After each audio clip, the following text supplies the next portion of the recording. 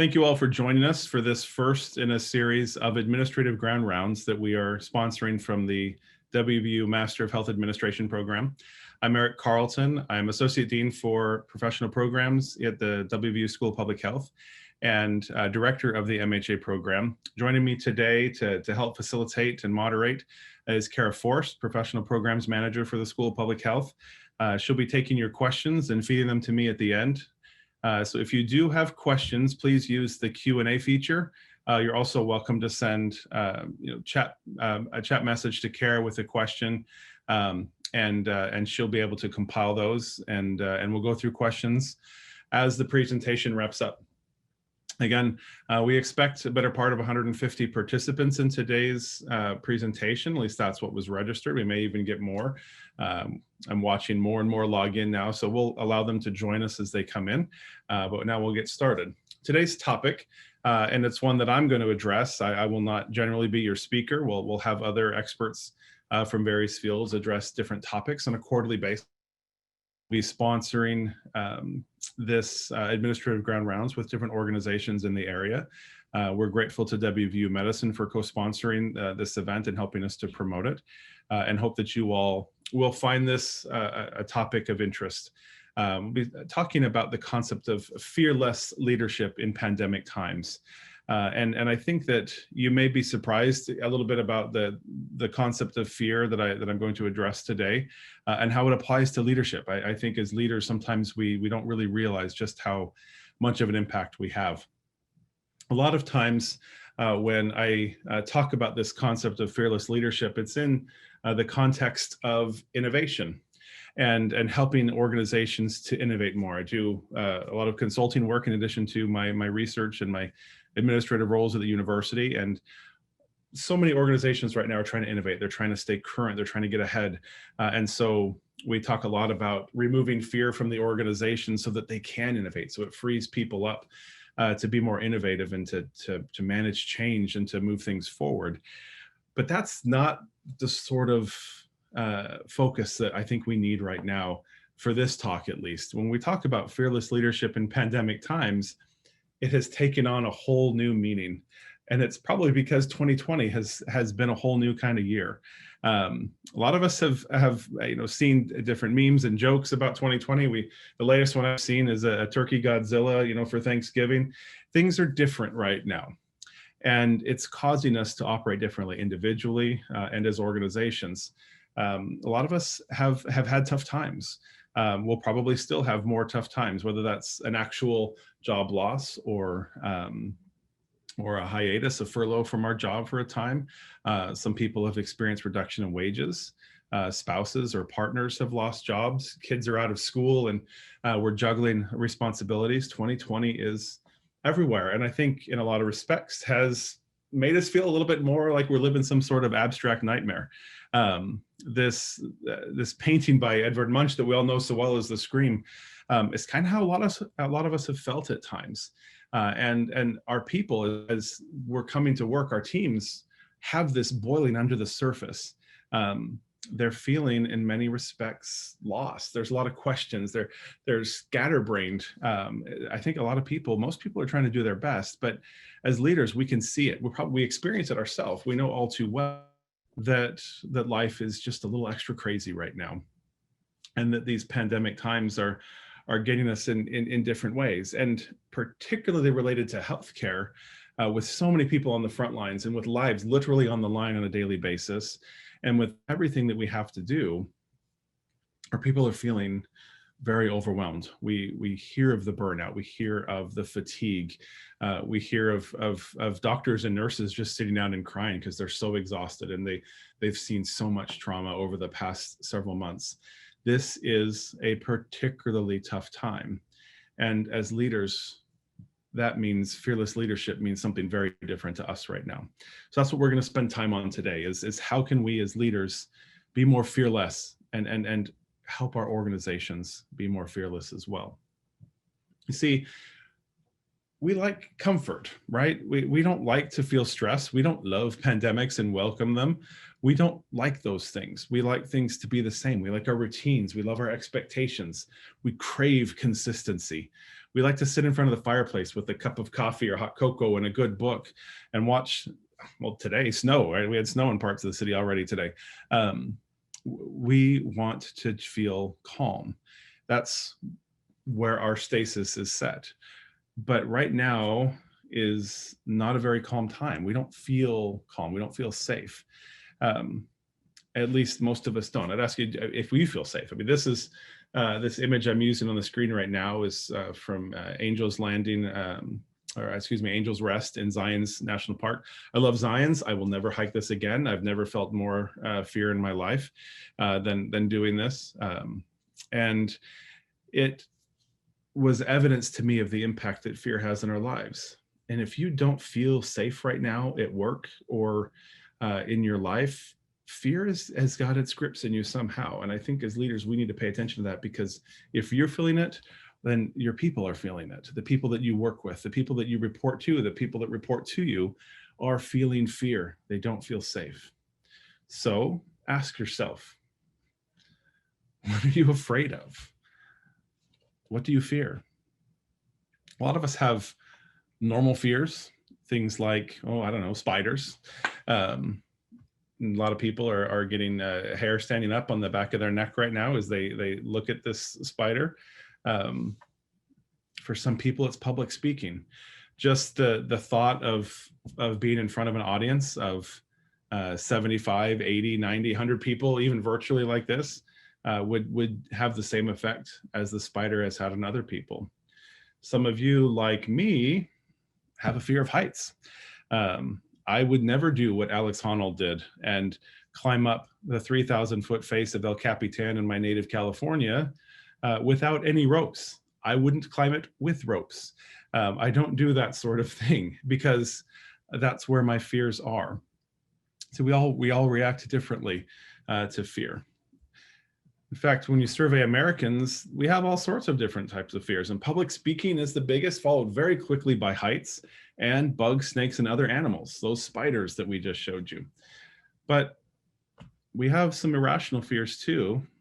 8.5% of us are afraid of zombies. You see, fear is not just about rational thinking. In fact, it's quite the opposite. It's things that are irrational. And to give you an example, I told you I was afraid of heights. I'm often in Chicago for a professional conference every year.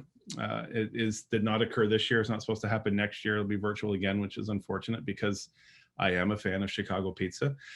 But I thought one year I had a little bit extra time, and as a therapist, my background is behavioral therapy. I knew a little bit about overcoming fears and helping people to do so and managing anxiety. And I thought I'd just go over to the Willis Tower and the observation deck. That sky deck ledge that sticks out about, I don't know, 3-4 feet from the top of the Willis Tower.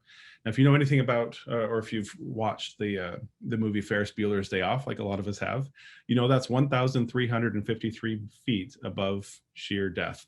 That is a fantastic place for somebody with a fear of heights to go and see if they can conquer it. And so I did. I had a little break. Now, to provide some context that has some application later in this discussion, I was already a little bit on edge when I got up to that ledge. So I'm kind of an introverted person.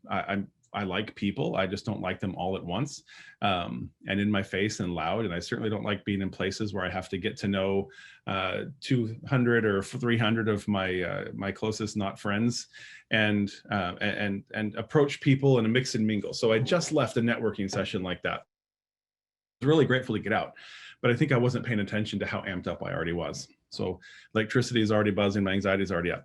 I know I've got a little bit of a break, so I've got some time, but I've got to get back to give a presentation. So I hop in a cab and blitz over to the Willis Tower. So I thought, get stuck in traffic. And then when I get there, there's huge lines because I just happened to pick field trip day in Chicago. So buses and buses of middle school and high school kids coming to do the exact same thing I was about to do and go up in the tower. So I wait in line, get my ticket. And they, if any of you have ever done this, you know what I'm talking about. They shove you into these elevators and they literally will push people in as tight as they can get. Like they're making sure they can get as many people up at a single elevator, which is tough enough as it is in the cattle call, but then you're stuck there with 50 to 60 of your nearest neighbors that you've never known or smelled before, and you're rocketed up in these elevators. They don't think that that's enough though, and so they put a big screen above you that shows you how much taller you are than other things that you know in the world, like, oh, I don't know, a normal house, or say the Statue of Liberty, or the Eiffel Tower, the Empire State Building. In other words, this is how much further we're taking you to your death. And then they let you out on the onto the deck, and you can walk around and see Chicago, and it is a pretty view. Don't get me wrong. I'm joking a lot about my own fear, but I was there for a purpose. So I went and I got in line again to stand out on one of the 3 ledges. One is reserved almost entirely for paid photo shoots, so you can stand there and have a professional photographer take your picture hanging above the world. But I was in line in the same window this kid is in right now. And when it was my turn to step out, I had done all of my self-soothing and self-hypnosis and all of my therapy skills. I thought I was calm. I thought I had it under control. And I went to step, and my leg moved forward and my entire upper body leaned back. It wasn't going to let me on. My head was overruling my heart right there. And I tried again, and I tried again the 3rd time, and I literally could not do it. I had to turn and ask the guy behind me to push me out onto the ledge, which he, at that time, was more than happy to do. So he shoves me out onto the ledge, and I quickly take a picture and run back to the elevator, singing in my head, "Find my happy place, find my happy place," because that's what fear does. There was nothing to suggest, there was no reason for me to be that scared. Those ledges are perfectly safe. You can park a car on them and they will not fall off. You cannot fall through them to your death.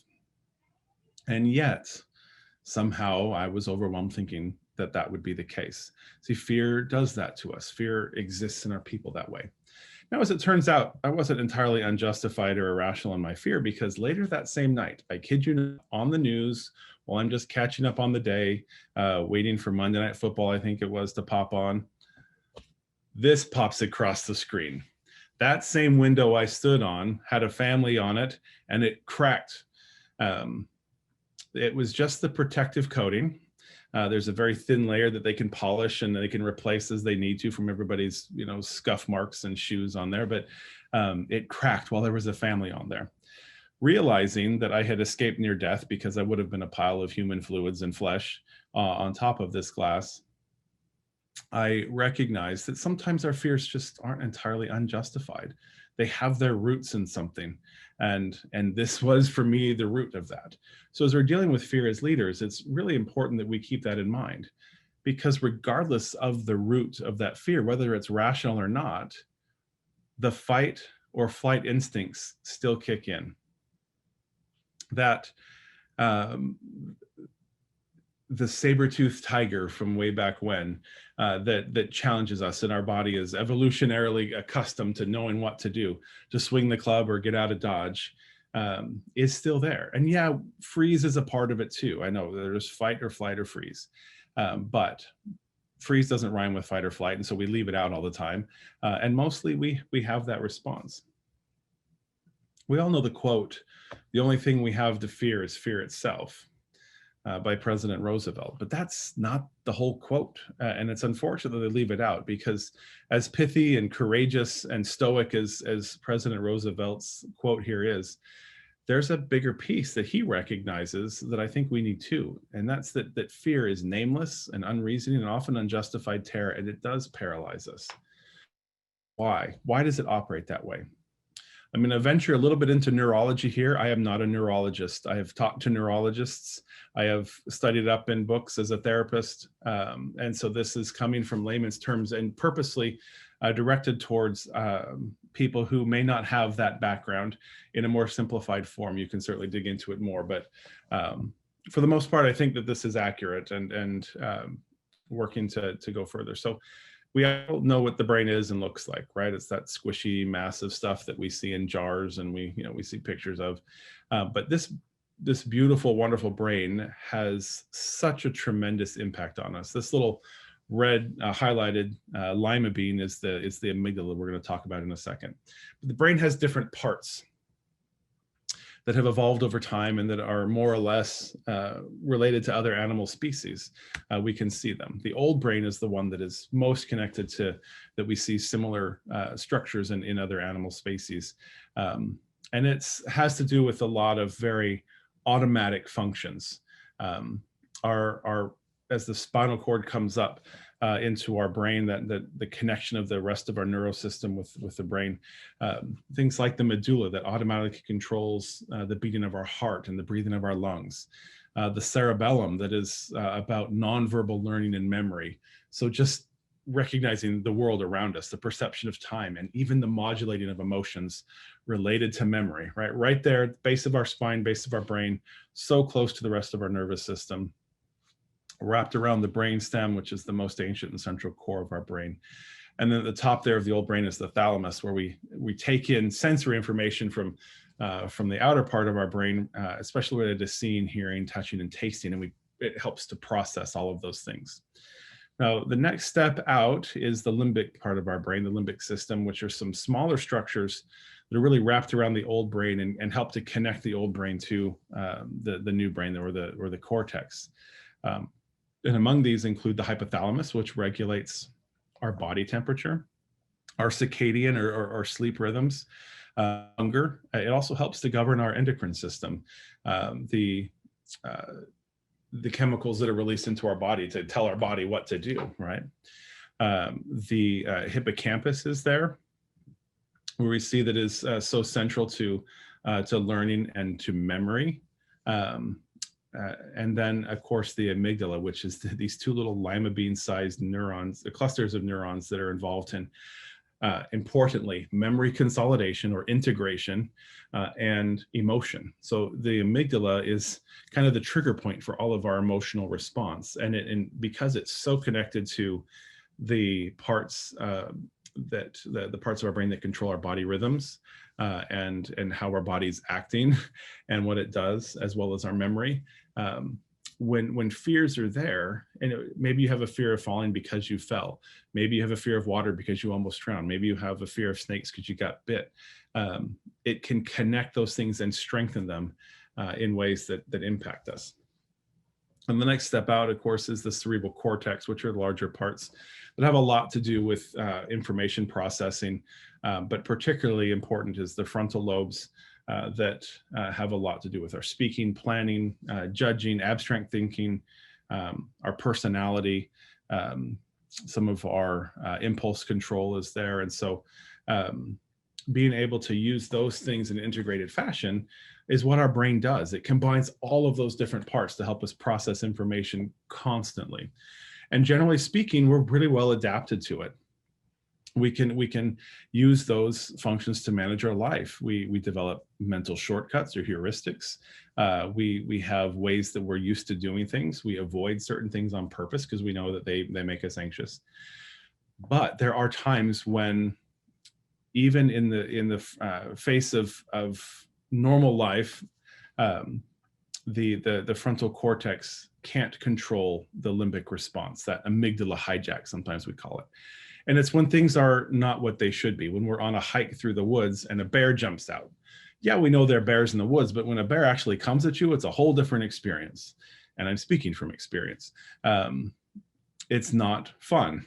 And you feel very different things. Many of you maybe have even seen the more recent viral video this summer from a hiker in Utah that was chased by a wildcat. Intense experience this guy was having. A lot of expletives laced into that video that were beeped out and what was shared, but the response was the same. That was not expected. He was out for a hike through the mountains, through the canyons there, beautiful canyons, and yet there was a wildcat chasing him because he apparently had gotten too close to her cubs. The response is significant. We get overwhelmed. It's a lot like a fuel injection system for the brain, just pumping us full of neurotransmitters. And those neurotransmitters have a purpose. They help us to survive when the bear is there. things like adrenaline, the fight or flight neurotransmitter that is produced in those stressful situations, that can literally give us a physical boost. It doesn't just increase our blood flow and our heart rate. It heightens our awareness, and it makes us stronger. It tightens our muscles up so that if we have to fight, we're more ready to do it, or that we can run faster than we ever have before as we're trying to get away from that wildcat. But there are other chemicals that come in, including noradrenaline, which helps us to concentrate. And then after those things go away, chemicals like dopamine and serotonin and GABA to calm us down and to help us recover and to overcome what happened. The problem being that when we live in a state of constant fear or of over fear, those things can't happen, and we end up trapped like a little animal against the wall. And we all know what happens when animals are trapped. They fight back, and it's not a safe place to be. When we're hiking through the woods, it's one thing to encounter a bear, but we never want to encounter the bears in the workplace. And this is where I'm going to start tying these concepts of fear back into leadership. You don't want your people so overwhelmed that they can't function, that they're shutting down.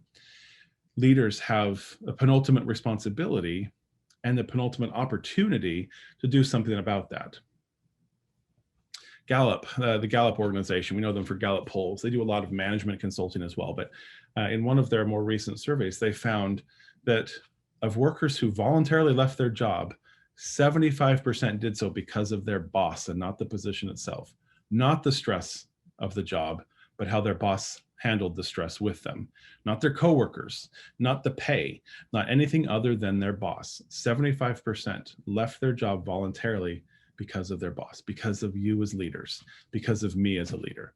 Those are the things that we have to pay attention to when stresses in pandemic times rise. People are elevated in their stress. I am, I know you are. Life is not as easy as it used to be. And so we have to pay attention to those things as leaders. And it's more than just about whether or not you're a good boss or bad boss. Yeah, be a good boss, but it's not a simple dichotomous line there. We can't put between the light side and the dark side, right? This is different. As leaders, when people are stressed, we become the straw that broke the camel's back. We drive them away. We make it so they can't function. We make it so they can't work. Or we're the ones who can help lift them up. But it's on us to figure out the sort of leader that we're going to be. We have profound impacts on people. Fear exists in the workplace. Ask yourself if you've ever been afraid of something or someone at work. Healthcare workers experience only about 20% of the violence in the workplace, but they experience more severe violence. They experience 50% of workplace assaults happen in healthcare. So things happen, but are you the reason those things are happening? Is someone afraid of you? It's a critical question for us to ask, because we sometimes don't recognize, and we often don't recognize, the role that we have in the environment that people experience on a daily basis. None of us generally want to hurt people. There are bad apples everywhere. But most people, most leaders are generally trying to do their best to get their job done and to help other people get their job done on their team, right? So we don't generally intentionally mean to hurt somebody, but when times are tough, pandemic times, fear is elevated, things get projected like anger and meanness and bullying. They're just projections of fear onto others. When we're afraid, when things aren't going well in our job, or we're stressed, or we're worried about home or our kids or our partner or spouse, we project. And we do so in very predictable ways that we can start to recognize and do something about. It's a lot about to do with power and control and how we enact it. And we do things like enact management privilege by inadvertently playing favorites, by hosting private events, giving special allowances to some, or being more subjective. There's something to be said for some flexibility and rewarding people for doing a good job. But when we consistently play favorites, or when our guidelines and rules are more subjective, it can take on a more destructive nature. Similarly, there are overt actions like threats, sexual harassment, publicly correcting people, rebuking them, fault finding in ways that really isn't justified, demeaning, condescending people. Covert actions like intimidation, denying raises, violating personal space, or emotional control, things like threatening job loss, again, denying or providing inadequate FMLA or leaves of absence, inappropriate jokes, put downs, again, demeaning comments, are emotionally controlling in ways that sometimes, unfortunately, people do on purpose, and that really must never be there if we're going to succeed as leaders. Also, restrictions like inflexible hours or work situations, not recognizing people for getting the job done, assuring that they have a lack of resources or not paying attention to them having a lack of resources. Again, overt tactics like sabotaging their work, breaking confidence, ignoring their complaints. There's a lot of ways that specific tactics that leaders use for power and control that can cause a lot of fear in people. Isolation, putting somebody's physical office away from the team, not allowing one person back into the office during a pandemic when other people are. It makes it so they're not a part of the team, that you're not accepting their views, they're not a part of things, and that other forms of economic control that we've already talked about. And if any of you, as I'm talking about this, feel like this sounds like a violent relationship, well, it is. This is similar concepts and principles that we talk about in interpersonal, intimate relationships that play out in very similar ways in the workplace. And as leaders, it's critical that we start to recognize them, because when they're there, when people are operating in an already stressed environment, especially in a pandemic, and then you add on fear on top of it, you're breaking people. We are breaking people, and we have to fix it. See, psychological safety isn't just about warm fuzzies and no expectations. Psychological safety is about the environment that people operate in and the sort of expectations we have in that environment. You can have high performance standards for your people if you marry it with high psychological safety. In fact, people, when they don't have high performance standards, they get bored. When performance standards are low, we don't expect anything of them, they get bored. And if any of you have kids, you know that they get into trouble the most when they're bored, right? And so this is very much about how you combine both of these, because what you're trying to get to is not the anxiety zone where there's no psychological safety, and yet you have these unrealistic expectations of them. What you're trying to get to, especially when there are extra stresses brought on by things like the pandemic, is this performance zone where your performance standards are still high, but you're providing this sort of environment where people are fearless, they're psychologically safe to be able to operate. So some little questions that you can ask yourself to determine whether you feel like you're a fearless leader, or rather that you're in a place where you have psychological safety. Ask yourself whether mistakes are held against you, whether you can bring up problems or issues, whether your differences are accepted, whether you can take risks, whether it's easy to ask others for help, whether your efforts are supported by others, and whether your unique skills and talents are valued. Do you get to use your strengths at work on a regular basis? Are they valued? That'll tell you whether or not you're in a psychologically safe environment. But if you're a leader, you need to flip these questions on their head and ask yourself whether your people, your team, feels this way. Can they answer most of those questions affirmatively, that they have a safe environment? Because if they can't, then you're probably doing harm in ways that you didn't realize. The good news is you can do something about it. The trick is just realizing when we're overloaded. Just like a circuit breaker in your house will trip when there's too much electricity flowing through it, we individually, our people on our teams, they'll trip too when there's too much. It's called, the concept is called allostatic load. We only can take so much. Some of us are 20 amp breakers and some of us are 5 amp breakers. But if we start putting too much electricity through those, they're going to break. With our people, we need to be able to be conscious of the same thing. And what the pandemic does is it already puts a lot of electricity through people right now. We're edging right up against those 20 amps. And we need to be really careful about how that we as leaders add extra electricity to our people. And the military uses a concept called VUCA: volatility, uncertainty, complexity, and ambiguity. If anything described the last several months, it's these 4 words. They've been incredibly volatile. Our lives have been topsy-turvy in more ways than one, whether or not we can go outside, whether we have to wear a mask or not, where we have to wear a mask, with how many people we can be, how many people do we get to go to church with or go play sports with. All of these things are incredibly volatile, and you layer on the political strife and the social strife that's been going on in our country.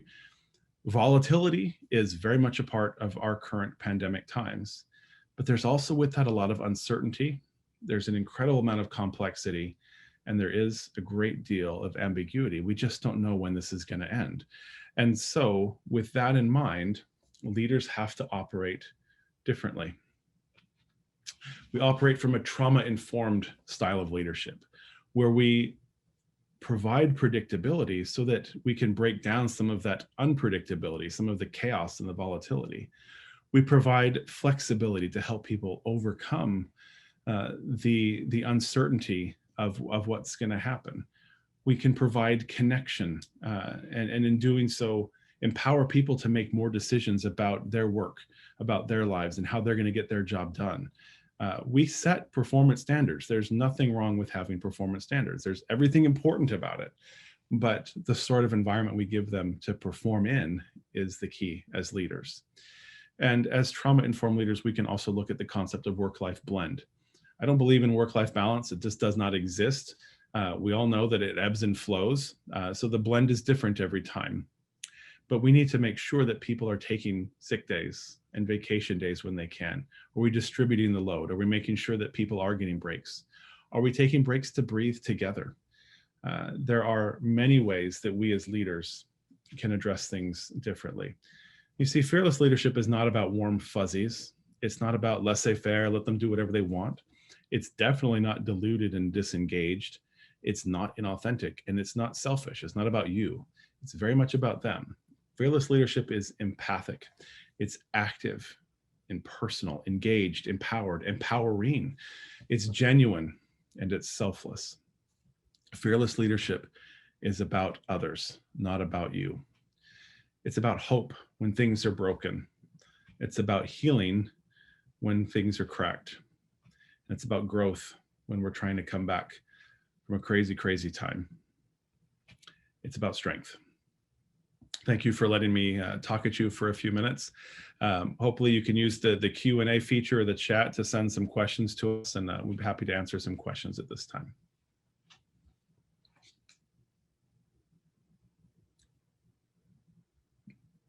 I wonder if any of you, as you were listening, saw some of these things that you've been through. We've all had bad bosses. We've all had great bosses. I think sometimes there are just hidden ways that this fear operates within organizations. And as leaders, it's something we can do to really help our organizations thrive. Here's a question. Ann Morris, wellness and burnout, of course, are a big topic right now. What do you see as wellness options in an environment that is largely remote? You know, it's a great question, Anne. I miss being able to go to the pool at the rec center. We used to take the family all the time, for example, right? And just because we live in Morgantown and we're right on a hill, there's no way we're going to build a pool because it would empty right into our house. And so, you know, we've had to find other things. I think that we often get caught looking for big solutions, though. My suggestion, and maybe it's the therapist in me, maybe it's the leader in me, maybe it's a little bit of both. But my suggestion is to find the 15 minutes here and there that can save you. And you know, it's taking walks. And yeah, the weather's getting colder, but we can bundle up, and it's good to get some cold air into your lungs every once in a while. I think, you know, standing up and stretching. I think finding new routines at home with your family, or if you're by yourself, things that you can do to shake things up. Therapists, a lot of times when dealing with depression and anxiety, will encourage people to do one thing differently. We all put our pants one leg on at a time. You know, instead of the right leg, use the left leg. Wear slip-on shoes instead of tie-on shoes. It's an oversimplification, but I hope you get the sense that it's really about small victories. That's how we overcome things. And so it's the little victories there. Fotinos, Brene Brown talks about leaders and leadership being about having a strong back and a soft front. Yeah, indeed, indeed. I love Brene Brown. She's just absolutely fantastic. In fact, she's got a great book called Dare to Lead that I'd encourage you to read if you're interested. And others might be interested as well. Yeah, a strong back. We have to be able to handle the weight, but we have to be approachable, right? We have to be able to have people come to us and talk to us and be welcoming. Absolutely.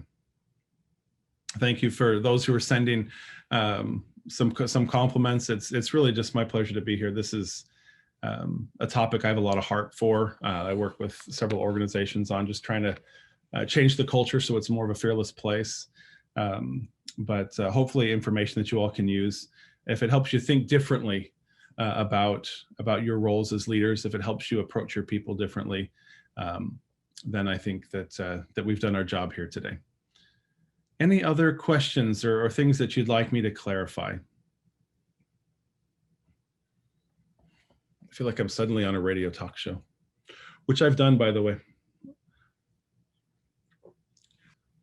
All right.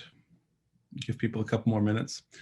Listen, if you don't want to ask a question or have it answered and live, you're more than welcome to send Kara and I an email afterwards. You can look us up in the system or send information to the WTV folks, and they'll get us that. We're going to post this recording and make sure it's accessible to people. So if you want to go back and read it again, you're welcome to do so. Thank you all for joining us. If there are no other questions, we'll go ahead and close down. We hope you have a great day. You have a great rest of your week, and that as we get into our holiday season, that you get some rest, that you get some respite, and recover some of your strength. It's a crazy time, but we're going to get through it. We'll just keep going together. And yes, Fotinos, definitely available to speak with your students. Just send me a note. Thank you all.